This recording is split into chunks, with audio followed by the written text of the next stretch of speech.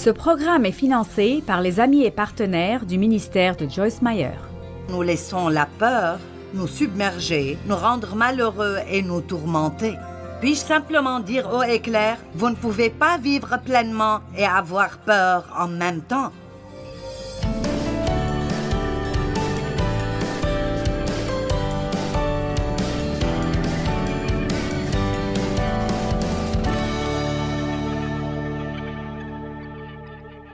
Ce soir, je veux parler de 7 craintes habituelles.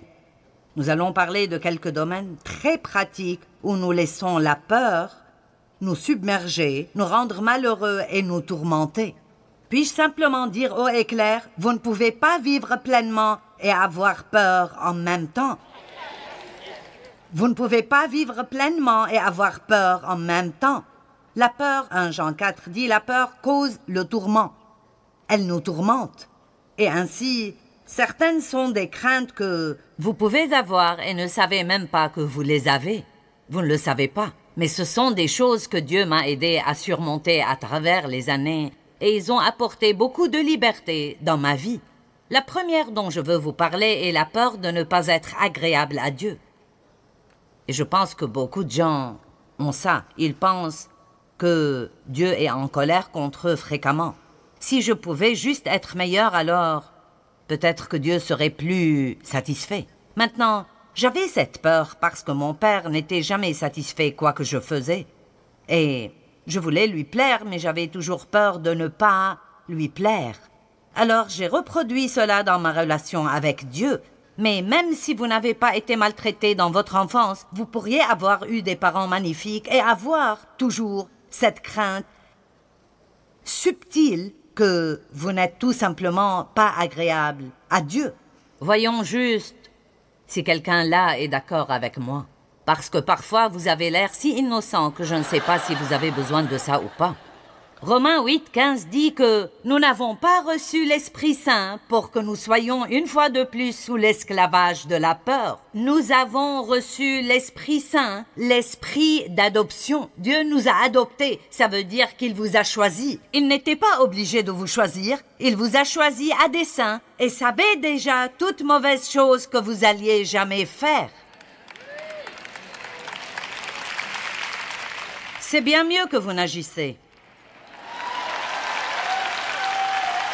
L'adoption est vraiment une chose puissante. Je veux dire, il y a des personnes qui ont été adoptées et c'est un problème pour eux parce qu'ils ne pensent qu'à la personne qui ne les a pas gardées pour quelque raison. Mais je veux dire, l'adoption, si vous y pensez, c'est impressionnant. Parce que quelqu'un est venu et ils n'ont pas simplement eu un bébé. Ils vous ont voulu, ils vous ont choisi, ils vous ont adopté. Et c'est extraordinaire. Nous devons penser positivement aux choses et non pas à tout ce qui se passe de mauvais dans notre vie. Amen.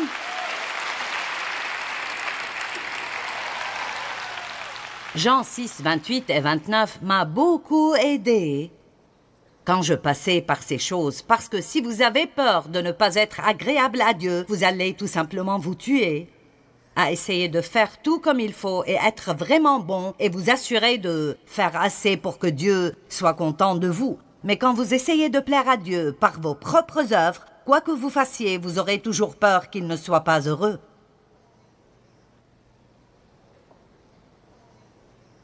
Apparemment, nous ne sommes pas les seules personnes qui ont ce problème. Il en était de même dans la Bible avec les disciples. Et ils lui dirent, « Que devons-nous faire ?»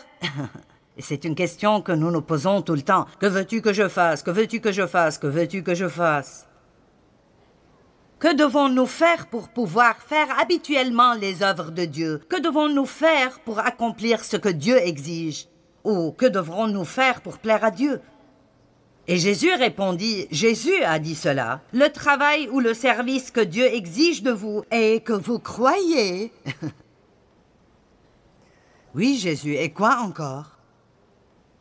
Non, que vous croyez en celui qui l'a envoyé, que vous vous attachiez à, ayez confiance en, vous appuyez sur et ayez foi en son messager.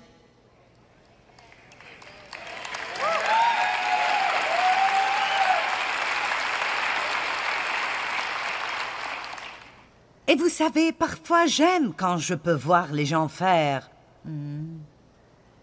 Vous savez pourquoi? Parce qu'il y a tant de tromperies, de Satan qui répand ses mensonges et rend les gens malheureux. Et je sais que tout de suite vous vous dites, oui, mais je ne peux pas juste croire. Dieu veut que je sois bon, il veut que je prie, il veut blablabla. Mais vous devez mettre tout cela de côté pour quelques minutes et il va y avoir une fondation. Et beaucoup de gens essayent de bâtir cette merveilleuse vie chrétienne et ils n'ont pas une bonne fondation. Et vous savez ce qui se passe lorsque vous construisez un bâtiment sur une fondation qui n'est pas bonne, vous allez avoir des ennuis, et elles vont se présenter à chaque tournant. Il y a des fissures ici et fissures là, et tout devient un grand chaos. Et souvent, nous ne voulons pas entendre parler de choses fondamentales, nous voulons entendre parler de choses plus profondes. Mais si vous n'avez pas une assise solide, alors vous avez besoin de rester sur le message de Dieu même jusqu'à ce que vous le compreniez et qu'il devienne tellement ancré en vous qu'aucun diable de l'enfer ne peut vous l'enlever.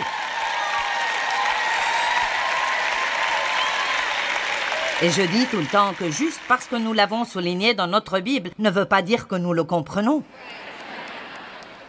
Je vais vous dire, quand vous savez que Dieu vous aime, vous pouvez le savoir quand vous pouvez recevoir la correction de Dieu sans vous sentir condamné. Quand vous pouvez apprécier quand Dieu vous montre quelque chose que vous n'avez pas fait comme il faut et ne pas sentir « maintenant Dieu n'est pas content ». Dieu est content. Il est content que vous soyez ici. Il est content que vous soyez assez intéressés pour prendre le temps de venir ici. Il est content que certains d'entre vous aient pris congé et soient venus ici. Dieu vous sourit ce soir. Il ne fronce pas les sourcils en sortant sa liste de tout ce que vous avez fait de mal toute votre vie. Dieu voit la fin depuis le début et il voit ce que vous êtes déjà dans son esprit et ce que vous êtes en train de devenir chaque jour de votre vie. Et il a dit, avant toute chose, vous devez croire que je suis votre seule justice devant Dieu. Nulle œuvre, quoi qu'elle soit, ne peut être notre justice devant Dieu. Je pourrais prier jusqu'à ne plus pouvoir parler, et cela ne signifie pas que Dieu serait content de moi. Il ne va être satisfait que si je crois complètement et totalement que Jésus est bien celui qu'il dit qu'il est et qu'il a fait ce qu'il a dit qu'il a fait. Et je suis prête à mourir pour cette croyance.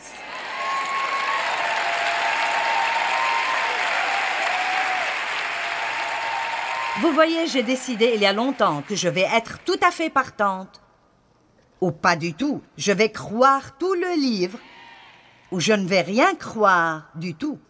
Nous avons trop de gens avec un pied dans le monde et un pied dans le royaume et ils veulent être chrétiens le dimanche et un pécheur le reste de la semaine. Et ce n'est pas ce que Dieu veut. Et si vous vivez comme ça, vous ne savez pas qui vous êtes en Christ. Parce que ce qui se passe, c'est que quand vous recevez la révélation de ce que Jésus a fait pour vous, non seulement vous allez l'aimer, mais vous allez tomber amoureux de lui. Et il y a une différence. Je me souviens de quand j'ai dit au Seigneur, « Je t'aime, mais j'ai quelque chose qui est beaucoup plus profond que cela. Je suis amoureuse de toi. Tu es mon tout. Tu es ma vie. » J'aime ce que Paul a dit. En lui, je vis, je bouge et j'ai mon être. Il n'y a rien que je veux faire si Dieu n'est pas le premier dans ma vie. Et cela vient de savoir ce qu'il a fait pour vous et à partir de savoir comme il est bon et ce qu'il a fait pour vous. Et ça doit être l'assise. Nous ne sommes pas justifiés, rendus justes avec Dieu par nos œuvres, mais par son œuvre. Vous dites, mais vous voyez, il m'a fallu... Ce que j'essaye de vous dire ici, il m'a fallu 25 ans pour que je l'assimile et que je le crois vraiment. Et je peux comprendre ce que certains d'entre vous pensent dans leur esprit maintenant. C'est comme bien, oui, mais... mais, d'accord, mais... Joyce, tu ne sais pas les choses que je fais. Tu ne sais pas dans quel gâchis je suis. Eh bien, je peux vous dire une chose. Si vous êtes chrétien depuis 30 ans et vous n'avez pas changé, c'est parce que vous n'avez pas encore cette révélation dont je parle maintenant. Avez-vous idée de combien de personnes ont un semblant d'amour pour Dieu, Et ils vont à une église morte chaque semaine et ils entendent parler de 5 commandements de plus qu'ils doivent garder pour que Dieu soit content d'eux. Et ils finissent par abandonner Dieu. Ils n'ont même jamais eu Dieu pour commencer. Ils avaient une religion. Jésus n'est pas mort pour que nous ayons une religion. Il est mort pour que nous puissions avoir une relation personnelle avec lui par Jésus-Christ. Nous parlons de meilleur ami qui ne vous laissera jamais. Maintenant, la vraie foi, comprenez ça. Dieu s'intéresse à notre comportement. La Bible est pleine de choses à faire et à ne pas faire. Mais vous ne pouvez pas mettre la charrue avant les bœufs. Et ainsi, la toute première chose, la fondation, doit être Jésus et votre relation avec Dieu, votre relation intime et personnelle avec Dieu, par lui.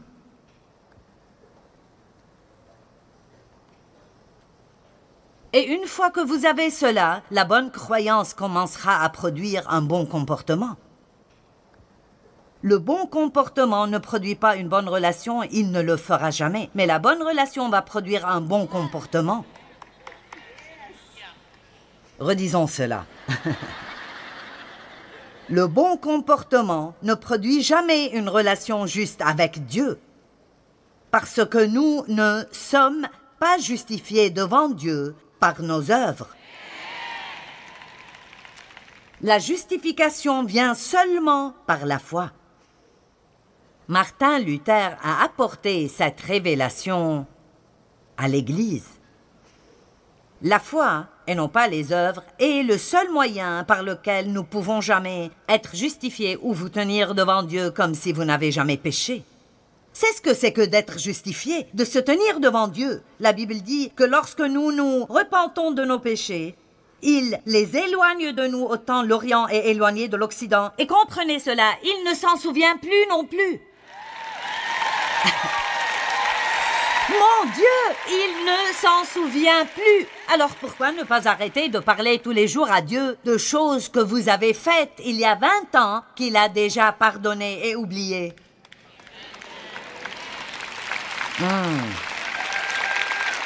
Allez, je ne veux pas travailler dur ce soir.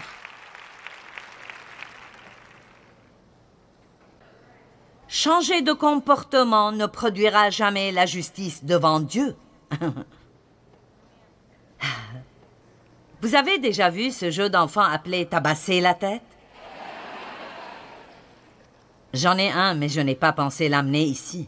C'est un bon exemple parce que tant que vous essayez juste de changer votre comportement en pensant que Dieu va vous aimer, ce jeu est comme une console et il y a toutes ces petites têtes qui surgissent et vous avez ce marteau et vous en assommez une et un autre apparaît.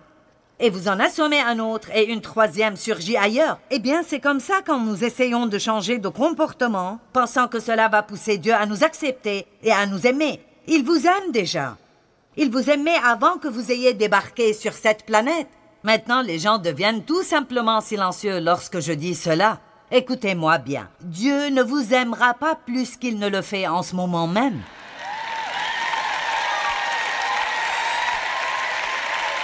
Mon Dieu, c'est comme avaler un flacon entier de comprimés nerveux. C'est comme « wow ». Et puis, nous sommes tellement surpris que nous voulons faire mieux. Nous n'avons pas à faire mieux pour acheter l'amour de Dieu parce que Dieu n'est pas à vendre. Mais nous voulons faire mieux. Et donc, vous allez toujours jouer à tabasser la tête avec votre chair. Vous pouvez vous discipliner et vous débarrasser de choses. Et une autre chose commence ailleurs, sous une forme différente. Amen. Et je vous dis que j'ai des choses qui ne vont pas en moi. Mais vous savez quoi? Maintenant, vous allez penser que c'est fou, mais je ne m'en fais pas. Je ne me concentre pas sur mes problèmes. Je me concentre sur Jésus et il prend soin de mes problèmes. Vous savez pourquoi Dieu connaît votre cœur. Et si vous l'aimez, c'est la chose la plus importante pour lui. Et si vous voulez changer, il voit ça. Et si vous continuez à prier et à étudier, vous allez changer petit à petit de gloire en gloire. Les choses ne vont pas se faire en une fois et vous allez avoir besoin d'être patient avec vous-même et apprenez à vivre pleinement pendant le voyage. Je m'aime bien. Je me détestais il y a des années. Et je jouis de moi-même parce que je sais que Dieu m'aime. Jésus est notre justification, pas nos bonnes œuvres. Juste pour vous montrer que je n'invente pas ça, Galates 2,16. Mais nous savons que l'être humain n'est pas justifié ou rendu juste et droit en vertu des œuvres de la loi. Dites non pas par les œuvres, mais seulement au moyen de la foi et la confiance absolue en la foi et la confiance en Jésus-Christ le Messie. Donc nous aussi, nous avons mis notre foi en Jésus-Christ afin d'être justifiés en vertu de la foi en Christ, dites non par les œuvres de la loi. Car personne ne sera justifié en vertu des œuvres de la loi données par Moïse, parce qu'en maintenant les rituels juridiques et par les œuvres, aucun être humain ne peut jamais être justifié, être déclaré juste et innocenté devant Dieu. Vous pourriez penser, eh bien alors pourquoi même essayer d'être bon? Donc vous n'avez rien compris. Ne me faites pas recommencer. Alors pourquoi essayer d'être bon? Voilà le point. Si vous comprenez la relation d'abord, personne ne peut vous empêcher d'essayer d'être bon. Vous allez vous retrouver à essayer d'être bon, à essayer de vous améliorer et de plaire à Dieu et désirer faire ce qu'il veut que vous fassiez, parce que vous savez qu'il vous aime et vous devez maintenant faire ce que vous faites parce que vous l'aimez et non pas afin de l'amener à vous aimer.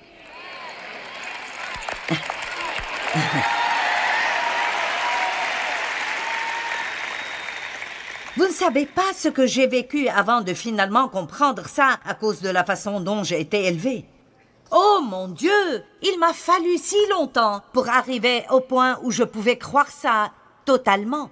Et maintenant, c'est comme une révélation dans ma vie. Et lorsque j'essaye de vous passer l'information, je le fais avec passion parce que je sais ce que les gens ressentent quand ils n'ont pas cette compréhension. Merci. Maintenant, dans Matthieu 3,17, quand Jésus fut baptisé, il est dit, « Et voici une voix venant du ciel dit, « Celui-ci est mon fils bien-aimé en qui je prends plaisir. » Une autre traduction dit, « En qui j'ai trouvé mon plaisir. » Et vous pourriez dire, « Eh bien oui, c'était Jésus. » Eh bien oui, mais vous êtes en lui. Allez, vous êtes en lui. Vous savez quoi? Si je mets $1 dans cette Bible et je la brûle, le billet de $1 sera brûlé tout comme la Bible. Lorsque vous êtes en Christ, tout ce qui lui est arrivé, vous est arrivé. Vous êtes mort quand il est mort. Vous êtes ressuscité avec lui. Vous êtes en Christ.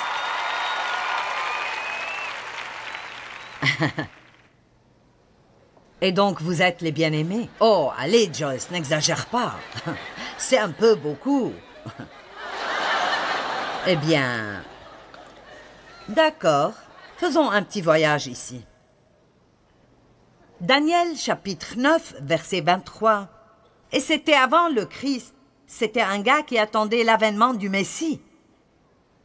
Lorsque tu as commencé à prier, c'est un ange envoyé de Dieu. Lorsque tu as commencé à prier, Daniel, une parole est sortie et je viens pour te l'annoncer car tu es bien-aimé. Que tout le monde dise « Je suis bien-aimé ». Ouh, votre chère religieuse vient d'avoir un frisson maintenant.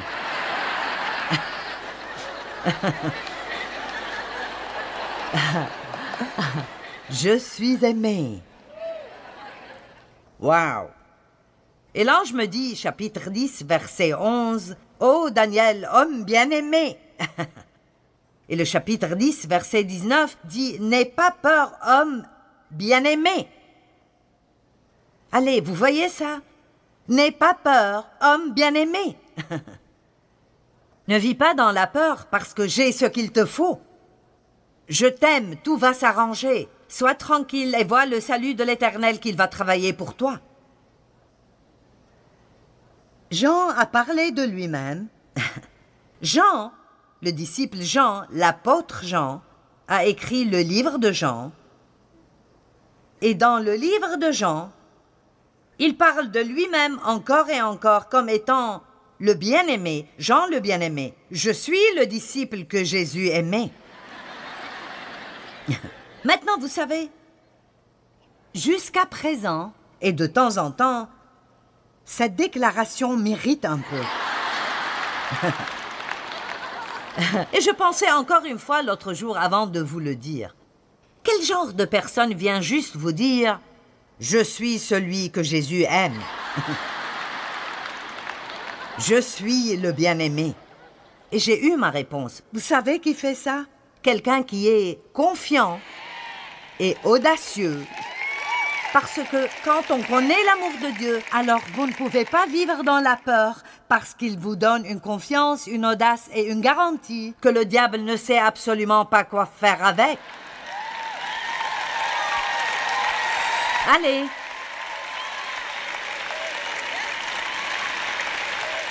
Quand vous savez que vous êtes aimé, vous pouvez essayer de faire de grandes choses parce que vous ne vivez pas dans la peur de faire des fautes. Mais c'est une autre peur. Nous allons parler de cela plus tard. Il faudra un miracle pour que je puisse terminer de parler de ces 7 points.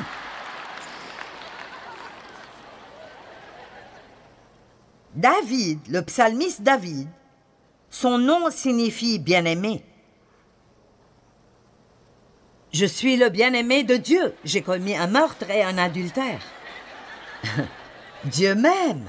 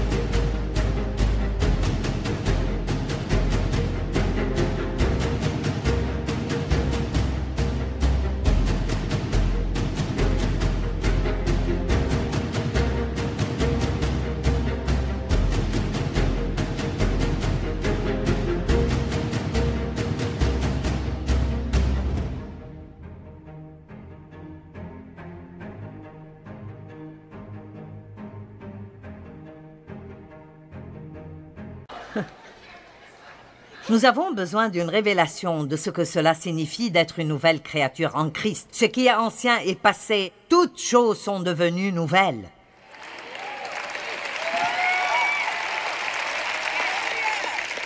Ce qui est ancien est passé.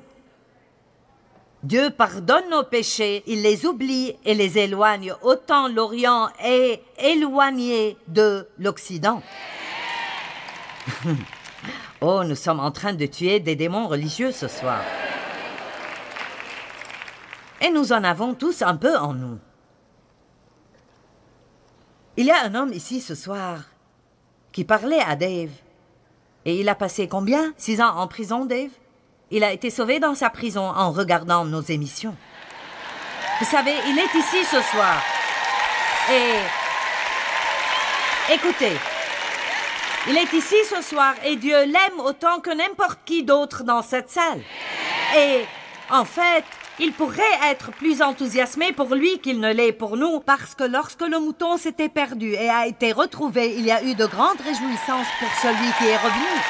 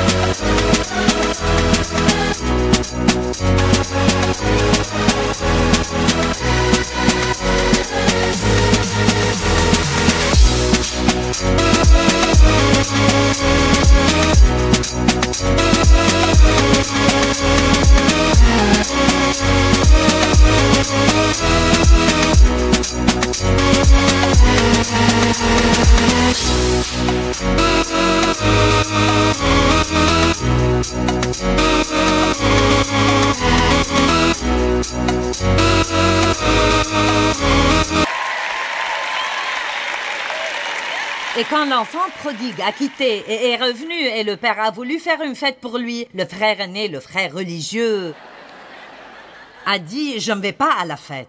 Eh bien, écoutez, que vous alliez à la fête ou non, Dieu va toujours faire la fête.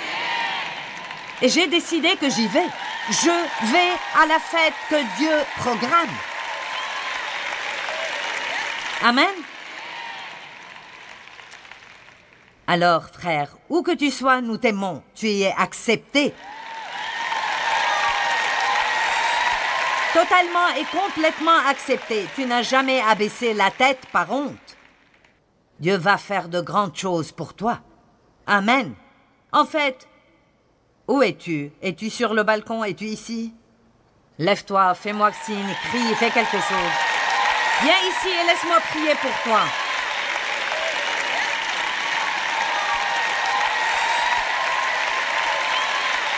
Tu vois, nous allons célébrer tes fautes. J'ai dit, nous allons célébrer tes fautes. Dave, viens mettre la main sur lui, je vais prier pour lui. Père, nous prions pour ce frère qui commence une nouvelle vie. Et je prie que tu ouvres les portes pour lui, qu'il ait toujours un bon emploi, que les gens ne retiennent pas son passé contre lui. Je prie, Seigneur, qu'il ne passe pas sa vie à se sentir coupable et condamné, et que tu l'utilises même pour aider les autres qui sont encore dans la situation d'où il est sorti. Nous prions pour lui, nous le bénissons en ton nom et te remercions que tu vas faire de grandes choses dans sa vie. Amen. Je dis souvent, si la peur frappe à votre porte, répondez-y avec la foi. Vous savez, notre foi doit être basée sur les faits de la parole de Dieu, pas sur nos sentiments. Nous n'avons pas à vivre dans la peur, même si la peur se présente à nous. Nous n'avons pas à nous soumettre à elle.